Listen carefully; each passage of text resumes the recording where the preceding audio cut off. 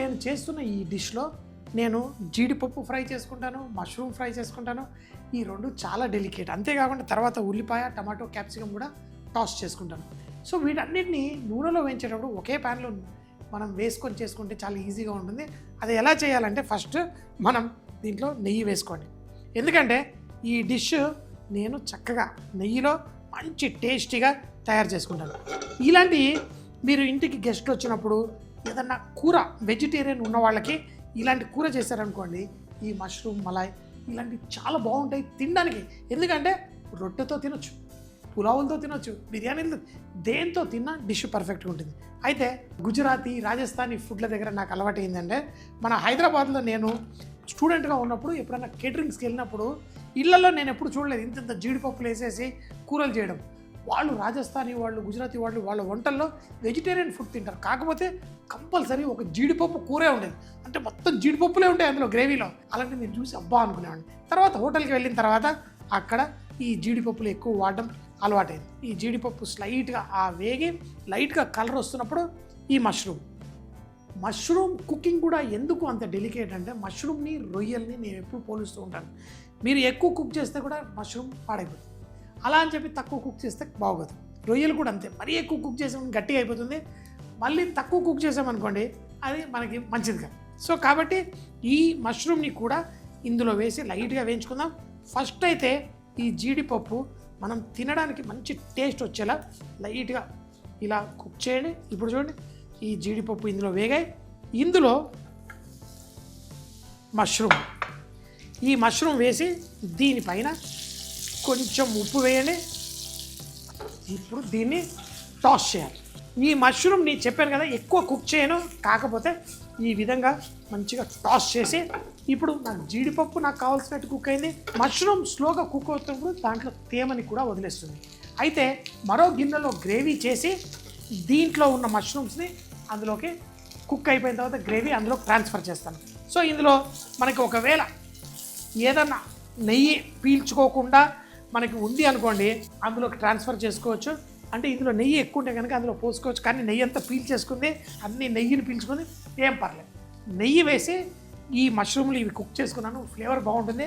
మిగతా గ్రేవీ చేసేటప్పుడు నేను మామూలు నూనె వేసి చేస్తాను. ఆ గ్రేవీలో ఈ ముక్కలు మనకు నోటికి తాకినప్పుడల్లా ఒక మంచి స్పెషల్ టేస్ట్ రావాలి. ఇప్పుడు నా దగ్గర ఉల్లిపాయ, క్యాప్సికమ్, టమాటో ఉంది. దీన్ని కూడా లైట్గా టాస్ చేసి మనం గ్రేవీలో వేసుకుంటే బాగుంటుంది. పచ్చిగా వేయడం కంటే టాస్ చేస్తే బాగుంటుంది. ఇప్పుడు చూడండి, మష్రూమ్ లైట్గా వాటిలో తేమను వదిలేసి అవి చూడడానికి కూడా ఎంత అద్భుతంగా, ఇవి కరెక్ట్ సైజు. నాకు మార్కెట్లో ఎప్పుడు ఇంత పర్ఫెక్ట్గా దొరకవు. ఆ చూడడానికి కూరలో ప్రతి బయటలో ఒక మష్రూమ్ ముక్క లేకపోతే జీడిపప్పు వచ్చే విధంగా ఎంత అద్భుతంగా ఉందో. ఇలా టాస్ చేసుకొని ఇప్పుడు కేవలం ఉల్లిపాయ, క్యాప్సికమ్ వేస్తాను. వేసి వీటిని కూడా టాస్ ఇంకా కొంచెం లైట్గా ఉప్పు లైట్గా జల్లేసి, ఎందుకంటే ఆ కూరగాయల్లోని ఫ్లేవర్ కూడా మనకు రావాలి. ఇవి మళ్ళీ మనం గ్రేవీలో వేసిన తర్వాత ఎక్కువసేపు కుక్ చేయం, ఈ వేడిలోనే ఇవి కుక్ అవ్వాలి. ఇప్పుడు చూడండి, ఆ ఉల్లిపాయలు కూడా కింద ప్యాన్కి తాకి అవి లైట్గా ఆ పచ్చిదనం పోయి ఒక మంచి ఫ్లేవర్ తీసుకొస్తుంది. ఇలా అయిపోయిన తర్వాత లైట్గా చూడండి, మష్రూమ్ కూడా అక్కడక్కడ టచ్ అయిన చోట కలర్ వస్తుంది. అంతే, ఇంకెక్కువ కుక్ చేయకూడదు. మరో ప్యాన్ తీసుకొచ్చి ఇక్కడ పెట్టేసి ఇది పక్కన పెట్టుకుందాం. మనకి గ్రేవీ రెడీ అయిన తర్వాతనే ఇది వేసి కుక్ చేసుకుందాం. అంటే గ్రేవీ కష్టపడి పర్ఫెక్ట్గా మనం కుక్ చేసుకోవాలి. దీనికి కొంచెం నూనె వేసుకోండి. దీంట్లో మనం కొంచెం షాయి జీరా, సన్నగా కట్ చేసుకున్న ఉల్లిపాయలు. అయితే ఈ ఉల్లిపాయలు మీకు మంచి గ్రేవీలో కలిసిపోవాలి అంటేనేమో లైట్గా కలర్ వచ్చేంత వరకు కుక్ చేసుకోవాలి. మలాయ్ అన్నప్పుడు అందులో మనకి అడ్డు ఏది రాకూడదు. షాయి జీరా అడ్డు వస్తుందా, ఇంతే సన్నగా ఉంటుంది. అదే కనుక ఇందులో వేరేది ఏ వేసినా అడ్డు వస్తాయి. అందుకని చెప్పి మిగతావన్నీ పొళ్ళే వేస్తున్నాను. ఈ ఉల్లిపాయలు లైట్గా రంగు వచ్చిన తర్వాత ఇందులో నేను జీడిపప్పు, అందులో మంచి జీడిపప్పులు అందులో వేసా. ఇరిగిన జీడిపప్పుతోటి కొంచెం నీళ్లు పోసి పేస్ట్ చేసుకున్నాను. మనకు ఆ క్రీమీ టెక్స్చర్ రావాలి అంటే ఏదన్నా నట్ పేస్ట్ వేసుకోవచ్చు, మీరు బాదాం పేస్ట్ వేసుకోవచ్చు, మనం గసగసాల పేస్ట్ వేసుకోవచ్చు, చిరోంజీ పేస్ట్ వేసుకోవచ్చు, చార్ మగజ్ పేస్ట్ వేసుకోవచ్చు, జీడిపప్పు పేస్ట్ వేసుకోవచ్చు. ఎన్నో రకాలుగా క్రీమీ టెక్స్చర్ మనం తీసుకురావచ్చు. ఈ ఉల్లిపాయలు రంగు వచ్చిన తర్వాత ఇందులో మనం మిగతా అల్లం వెల్లుల్లి పేస్ట్ మిగతా అవన్నీ వేసి కుక్ చేసుకుందాం. ఎప్పుడైతే మనకి ఉల్లిపాయలు లైట్గా రంగు వస్తుందో ఇందులో అల్లం వెల్లుల్లి ముద్ద, అలాగే పసుపు, మనం గరం మసాలాలు అన్నీ వేసే ముందు ఫస్ట్గా ఈ జీడిపప్పు పేస్ట్ మీ అందరికీ తెలుసు, ఇందులో వేస్తే కింద అంటుకుంటుంది. అందుకని చెప్పి ఈరోజు నేను ఈ నాన్ స్టిక్ గిన్నె వాడుతున్నాను, కుకింగ్కి ఈజీగా ఉంటుంది. ఇందులో ఆ జీడిపప్పు పేస్ట్ కొంచెం ఎక్కువ వేయట్లేదు చూడండి, ఓన్లీ 3 జీడిపప్పులు తీసుకొని పేస్ట్ చేశాను అంతే. ఇప్పుడు ఇలా ఇంత గిన్నెలో అంతే జీడిపప్పు పేస్ట్ కుక్ చేయడం చాలా ఈజీ. 1-2 నిమిషాల్లోనే ఇది మొత్తం కుక్ అయిపోతుంది, ఆ పచ్చిదనం అంతా వెళ్ళిపోతుంది. నీళ్లు పోసి దీన్ని మళ్ళీ గ్రేవీ లాగా మనం మార్చుకోవాలి, ఫుల్ బాయిల్ చేయాలి. సో అలా చేయాలి అంటే ఫస్ట్ చూడండి, ఈ మసాలా అంతా కింద ప్యాన్కి మొత్తం అంటుకుపోతుంది చూడండి, ఆ పచ్చిదనం అంతా పోతుంది, మంచిగా కుక్ అవుతుంది.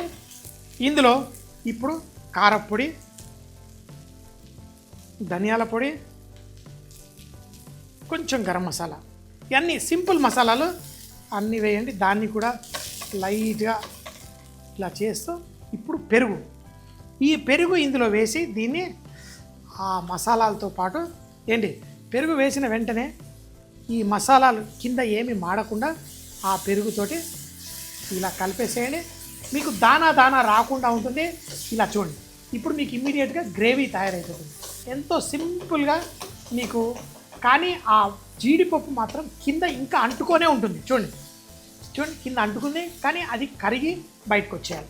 అప్పుడు గ్రేవీ మనకి థిక్నింగ్ వస్తుంది. నీళ్లు పోయండి. ఇప్పుడు మన ఆ పెరుగు ఫ్లేవర్స్, ఆ జీడిపప్పు పేస్ట్ అన్నీ కుక్ అయి మంచి గ్రేవీ వచ్చేలా కుక్ చేసుకోండి. చూడండి, మనకేంటి అల్టిమేట్గా మనకి ఇది చూసినప్పుడు మలాయ్ టెక్స్చర్ రావాలి, ఆ క్రీమీ టెక్స్చర్. కానీ అది స్లో కుకింగ్ అయి ఇలా 10 నిమిషాల పాటు కుక్ చేయాలి. అదే హోటల్లో అయితే ఇలాంటి గ్రేవీ మేము స్టవ్ మీద స్లోగా 1 గంట సేపు కూర్చొని దాన్ని స్లోగా కలుపుతుంటాం పెద్ద క్వాంటిటీలో చేసేటప్పుడు. మనం ఇంట్లో చేసుకునేటప్పుడు ఇలా వేసేసి స్లోగా దీన్ని కుక్ అవ్వనివ్వండి. కుక్ చేస్తూ మనకు ఆ మంచి క్రీమీ టెక్స్చర్ వచ్చేసింది. ఉప్పు కూడా అడ్జస్ట్ చేశాను. కాకపోతే మనకి ఈ మలాయ్ అనే కూరల్లో కొంచెం అంతా లైట్ స్వీట్ ఫ్లేవర్ కావాలి, అందుకని చిటికెడు పంచదార వేస్తున్నాను. ఆ పంచదార వేశాననేది నాకు తెలుసు, తినేవాళ్ళు కూడా చెప్పలేరు. స్వీట్ ఫ్లేవర్ ఉందనుకుంటారు కానీ పంచదార వల్ల వచ్చింది అనుకోరు. ఆ విధంగా చక్కగా వేయాలి. ఇప్పుడు నా మష్రూమ్, ఆహా ఎంత బాగున్నాయి చూడండి, చూడడానికే కళ్ళకి విందులా ఉన్నాయి ఇవి. అదే కనుక ఫస్ట్లోనే నేను వేసి కుక్ చేశాను అనుకోండి, ఆ మష్రూమ్ షేప్ పాడవుతుంది, ఆ కూరగాయల షేప్ పాడవుతుంది. ఇప్పుడు ఒక బాయిల్ రావాలంటే క్రీమ్ వేయాలి అంటే వేసుకోండి, కానీ ఈ మలాయి పెట్టిన పేరులో నేను క్రీమ్ వేయకుండా చేసుకున్నాను. సింపుల్. ఆహా భలే చూడండి, గ్రేవీ కుక్ అవుతుంది. ఇందులో ఒక బాయిల్ అంతే, బాయిల్ వచ్చేస్తుందా. ఇంత బాయిల్ వచ్చిన తర్వాత మీరు టమాటా వేసేయండి అంతే, ఒకసారి కలపండి.